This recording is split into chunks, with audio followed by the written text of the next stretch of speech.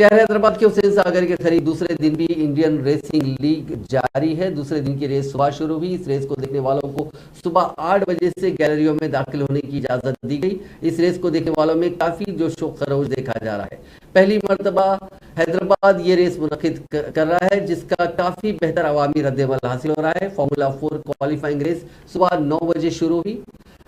इस रेस की एक और ख़ास बात ये रही कि इसमें ख़वातीन का भी पार्टिसिपेशन ज़्यादा रहा। इसमें इंडियन रेसिंग लीग क्वालिफाइंग 9:20 पर हुई। इंडियन रेसिंग लीग एक और मुकाबला इसमें मुनक्किद हुआ। शहर हैदराबाद के हुसैन सागर के करीब जारी इस रेस में हिस्सा लेने वाली फ्रांस की लड़की ने कहा कि पहली मर्तबा वो शहर में हो रही इस रेस का हिस्सा बनी।